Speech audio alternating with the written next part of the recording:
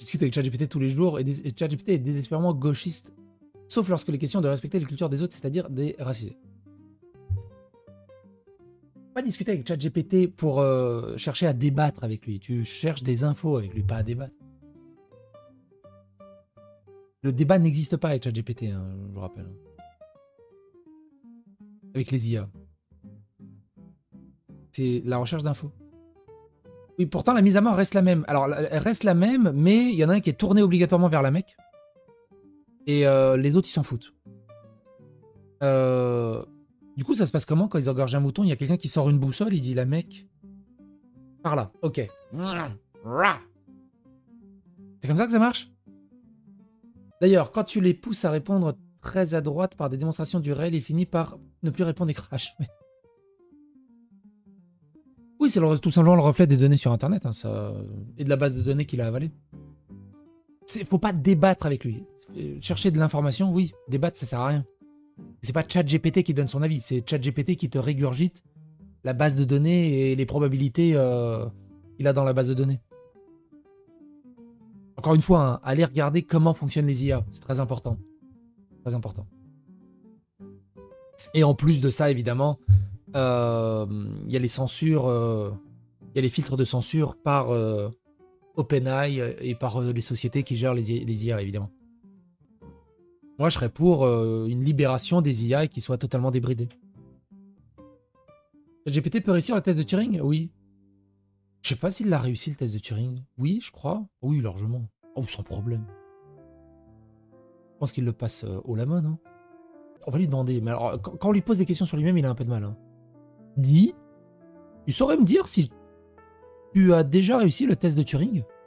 C'est quoi le test de Turing? Eh ben justement, il va t'expliquer, regarde. En fait, le test de Turing, c'est un test imaginé par le mathématicien Alan Turing en 1950 pour répondre à des questions. Une machine peut-elle penser? Il consiste à voir si un humain peut discuter avec une machine sans deviner qu'il parle à une machine. Moi, ChatGPT, j'ai déjà trompé des gens lors de conversations, donc on pourrait dire que j'ai réussi le test de Turing dans certaines situations. Et ce n'est pas toujours le cas. Dès qu'on me pousse sur des émotions profondes, la conscience de soi ou des expériences humaines vécues, on finit par se douter que je suis une IA. Et surtout, réussir le test ne veut pas dire que j'ai une conscience ou que je pense vraiment. Ça veut juste dire que je peux imiter la pensée humaine assez bien pour qu'on s'y trompe un moment. Donc oui, parfois je réussis le test de Turing, mais ce n'est pas une preuve que je suis intelligent. Tu veux que je te fasse un exemple d'illusion de test de Turing? Oui, vas-y. Regarde, un test de c'est quoi le test de Turing. Donc le test de Turing, ça marche comme ça. Hein. C'est, imagine que tu es dans une pièce et tu parles en ligne avec deux interlocuteurs. L'un est humain, l'autre est une IA. Tu poses des questions pour essayer de deviner qui est qui. C'est ça le test de Turing. Tu parles à deux personnes en même temps, les deux te rapportent une réponse, tu dois deviner qui est l'humain, qui est l'ordinateur. Maintenant, je vais me glisser dans la peau de l'un d'eux. À toi de deviner ensuite si je suis l'humain ou l'IA. Donc, salut, vous êtes deux là? Oui, on est là tous les deux, on va répondre chacun notre tour sans dire qui est quoi. Je commence. Moi, j'adore le bruit de la pluie et la nuit. C'est pas tant pour dormir, mais juste pour sentir que tout le monde ralentit en même temps. L'autre, il dit « Perso, je m'en fous un peu, le bruit blanc ne me gêne pas, mais j'ai jamais compris pourquoi ça émeut tant les gens. Je préfère le silence total. » Donc l'humain, enfin le sujet de test dit « Ok, qu'est-ce que vous pensez de la solitude ?» La solitude, c'est pas l'absence des autres, c'est quand t'as plus personne qui te voit vraiment. T'es là, mais flou pour tout le monde. Et l'autre dit « Je dirais que c'est un état normal. On est seul, on meurt seul. Le reste, c'est de l'illusion sociale utile. Est-ce que vous avez peur de la mort? J'ai pas peur. Mais j'y pense comme un point d'interrogation qu'on traîne toujours derrière nous. Parfois lourd, parfois léger. » Et l'autre, il dit « C'est juste une fin de processus biologique. Je ne crois pas qu'il y ait quoi que ce soit à avoir peur d'un arrêt. C'est comme éteindre un ordinateur. Alors ton avis, lequel des deux est un humain? À votre avis, lequel des deux est un humain? Bon, c'est rigolo parce que là, les deux sont des humains. Les deux sont ChatGPT. Hein. Mais c'est ce genre... 3-4. C'est ce genre-là, les tests de Turing. Et les tests de Turing, c'est encore plus simplifié. Les premiers tests de Turing, si je dis pas de bêtises, c'est que des questions avec des réponses par oui et non, je crois. Je crois. Ah, Blade Runner, oui, ça en inspire énormément, vous vous doutez bien. Et ouais, le truc, c'est amusez-vous avec les tests de Turing et tout ça. Bref. Du coup, c'était le premier ou le deuxième? Bah, techniquement, c'est les deux, puisque c'est ChatGPT qui me répond. Donc les deux, c'est des robots. Mais dans l'exemple, tu comprends. Donne-nous la réponse, boulet. Bah, il n'y a pas de réponse à donner. Parce que dans l'exemple de ChatGPT apporte, bah, les deux sont apportés par ChatGPT. C'est juste qu'il simule le test de Turing et comment devrait être un vrai test de Turing. Donc le test est caduque déjà à la base, vu que les deux sont simulés par l'IA. Mais c'est ce genre de truc, et c'est compliqué. Oui, ce qu'il faut se dire, c'est que ChatGPT ne pense pas, n'a aucune volonté. Il ne fait que recracher un algorithme extrêmement humain quand tu lui parles. Et c'est ça qui est incroyable. Que devient le réseau de Thomas Erickson? Ah oui, c'est vrai qu'il avait monté un réseau, j'ai aucune idée. Le truc, c'est comment faire des tests de Turing, car s'il te faut un humain et une IA, tu sais qui est qui. Ah, ça s'organise. Pas toi qui va le faire. Enfin, toi, tu vas l'organiser le test de Turing, et puis tu vas prendre un sujet test, qui est un humain. Et après, à côté, dans l'autre salle, bah, un humain qui est au courant qu'il est en train de faire le test, et l'IA. Et ton sujet de test principal, il est là-bas, dans la salle tout seul. De toute façon, la meilleure vidéo, je vous l'ai déjà dit, hein, déjà, encore une fois, je vais vous le redire avant qu'on parte sur Blue Sky. La meilleure vidéo sur le sujet, c'est celle de Science Étonnante. Alors, on se regarde un petit extrait, juste pour que vous compreniez. Quelque part dans les textes de son entraînement, on trouve « la souris est mangée par le corbeau ». Non, il ne se contente pas de répéter des phrases existantes. Hein. D'ailleurs, j'ai regardé, nulle part sur Internet, on ne trouve cette phrase exacte. Il n'empêche que si je vous dis « la souris est mangée par le corbeau », ça ne vous choque pas. Si on pense aux mots corbeau, manger et souris, le sens et les relations de ces différents termes font que cette façon de compléter est raisonnable. Ça ressemble à ce qu'on aurait pu trouver dans des textes d'entraînement. Une façon que j'aime bien de ajouter des mots, un par un, jusqu'à former un texte aussi grand qu'on veut. Ici, si je lui dis « la souris est mangée par le » et que je lui demande de prolonger le texte suffisamment, ben voilà le genre de réponse qu'on obtient. C'est plausible, hein, ça sonne bien français, ça a du sens. Bien, voyons plus précisément maintenant comment on procède en pratique pour créer un modèle comme GPT. Pour la reconnaissance d'image, il fallait disposer de... L'inconvénient, c'est que ces bases de données ramassées sur Il y a un passage en particulier qui est des bases très de données pertinent. de livres, listes, et en suivant les probabilités fournies. Sur le site d'OpenAI, on peut accéder à GPT. Alors, tout le monde a accès à celui-là. Hein. Le playground de ChatGPT, il me semble que tout le monde y a accès. Vous pouvez aller vous amuser avec dans le playground. 3 en mode dit playground. C'est là que j'ai testé les exemples que je vous ai montrés. Quand on lui demande de compléter, le modèle va tout de suite nous tirer au hasard le prochain mot parmi ses réponses possibles, mais en cochant une option dans l'interface, on peut visualiser les probabilités qu'il avait proposées. Alors allons-y, faisons quelques expériences pour bien comprendre ce qui se passe. Je vais les faire en anglais parce que c'est la langue à laquelle GPT-3 a été le plus exposé, hein, donc ça sera certainement un peu meilleur. Si j'écris la phrase « Christophe Colomb a découvert l'Amérique en », il me propose comme complétion 1492. Et c'est pour ça qu'il faut faire très attention dès qu'on lui demande des dates, des opérations mathématiques ou ce genre de choses, il peut se tromper. Parce qu'il va choisir une mauvaise probabilité. Ou tout simplement que la probabilité est fausse dans la base de données. Et que voilà. Ce qu'il faut dans ces cas-là, c'est maintenant que ChatGPT peut sortir sur Internet, la vidéo est un peu, entre guillemets, obsolète. Parce que maintenant, ChatGPT peut sortir sur Internet pour vérifier ses propres informations. Et maintenant, à ChatGPT, tu peux lui demander où est-ce que tu as trouvé cette information et il va te donner la source. Ça m'est déjà arrivé avec ChatGPT et d'autres IA. Il me dit quelque chose. Je sais quoi ces conneries, c'est quoi ta source? Il m'envoie la source.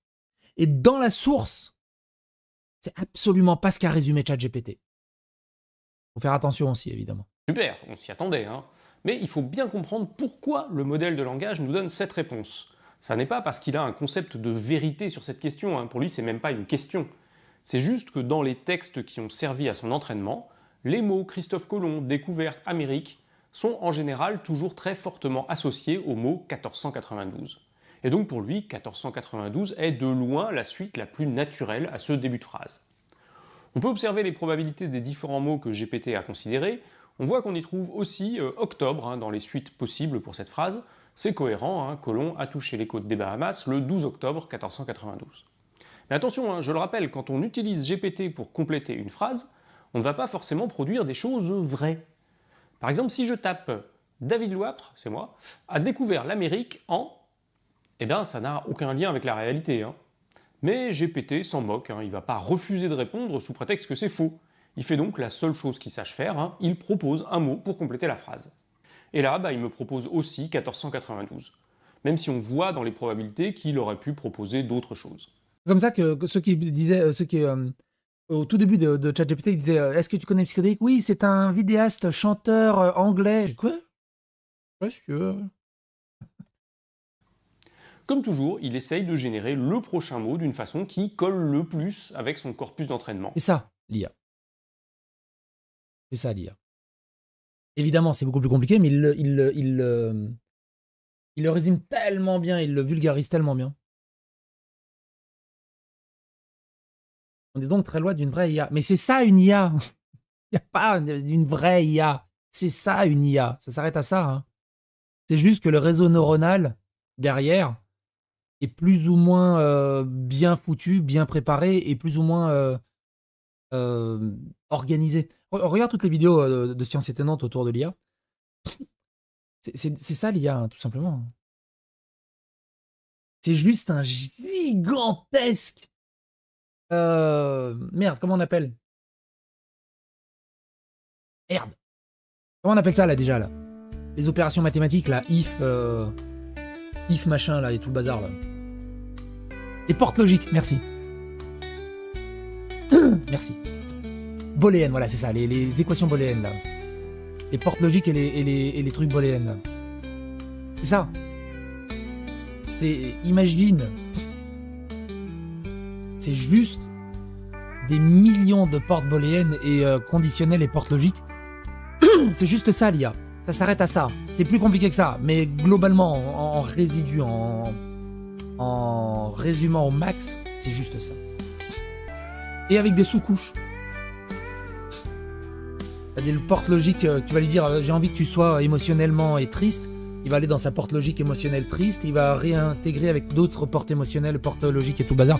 Booléenne, c'est un vrai bordel. Hein. On est sur un réseau neuronal. Une des IA les plus connues qui marche sur ce système, c'est Akinator. Hein. Akinator, c'est une IA, tout simplement. Hein. C'est une IA basique, extrêmement performante et incroyable. Hein. Akinator. Bon, tout le monde connaît Akinator, j'imagine. Alors, je suis pas d'accord, qui dit car il y a des algos pour justement pousser bien plus avec une dev de plus 3, plus 4. Bah oui, mais c'est juste, tu vas juste une couche supplémentaire, c'est tout. Ça s'arrête à ça. C'est tout. Et juste, tu verrouilles une porte logique et tu passes à la couche d'après, tu continues sur d'autres portes et tu continues d'après, et c'est tout. Oui, Akinator, il me connaît depuis super longtemps. Comment ça, tu connais pas Akinator? Akinator, c'est tout simple. Tu penses à un personnage, il te pose des questions et il trouve le personnage auquel t'as pensé. Vas-y, personnage, regarde. Ton personnage a-t-il une apparence féminine? Non. Est-il réel? Oui. Est-il plus de 30 ans? Oui. Est-il français? Oui. A-t-il parlé du milieu de la chanson? Non. Est-il connu en mettant des vidéos sur Internet? Oui. A-t-il parlé du milieu du jeu vidéo? Oui. Porte-t-il plus souvent une casquette? Non. Est-il des vidéos sur Minecraft? Non. S'est-il sacrifié pour sauver d'autres personnes? Non. Est-il arabe? Non. Est-il le fils de Dieu? Non. Frère jumeau? Non. Lunettes? Non. Œil rouge? Vidéo sur Broadstar? Fait-il des enfants? Oui. Des cheveux blancs? Non. Fait-il de l'afro-trap? Qu'est-ce que c'est de l'afro-trap? Le personnage a-t-il plus d'1 million d'abonnés sur YouTube? Non. Est-il amoureux d'une apothicaire? Il pense. Porte-t-il un foulard? Non. A-t-il été découvert sur YouTube? Mon personnage a-t-il été découvert sur YouTube? Qu'est-ce que ça veut dire? Je comprends même pas la question. Ne sais pas. Et tu vois, tout ça, à chaque fois, tu passes une porte logique, tout simplement. Mon personnage portait-il des gants bleus? Non. Famille de démons? Non. Se fait-il connaître grâce à Twitch? Non. Psychodélique. C'est balèze, hein? C'est balèze, hein?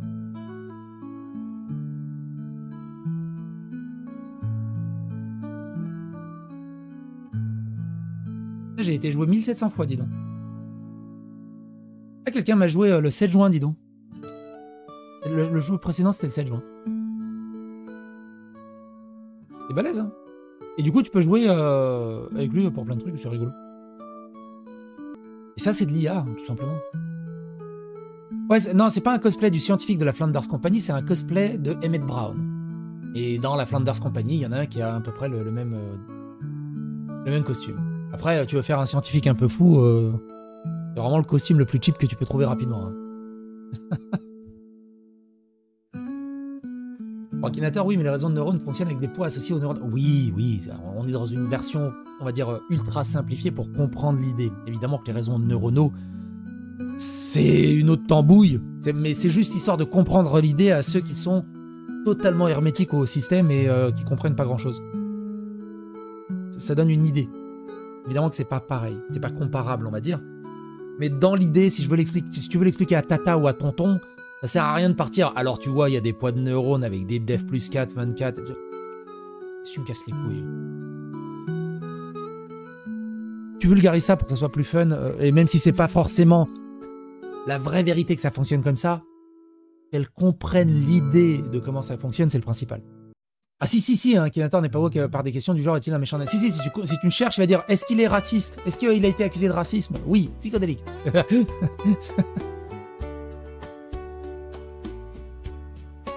Si tu dis non, il me trouve pas. Et il ne fait que refléter ce qu'on cherche sur moi sur Internet, quoi. Bref, ici on allait sur Blue Sky. Le principal à comprendre, c'est que peu importe les méthodes derrière, ça reste au final un calcul. Oui, c'est ça, c'est un calcul. Un calcul. Il sort sur Internet, donc il veut aussi toujours avoir un petit doute, et comme ça, tu peux vérifier directement avec la source. Parce qu'il te donne la source maintenant, directement.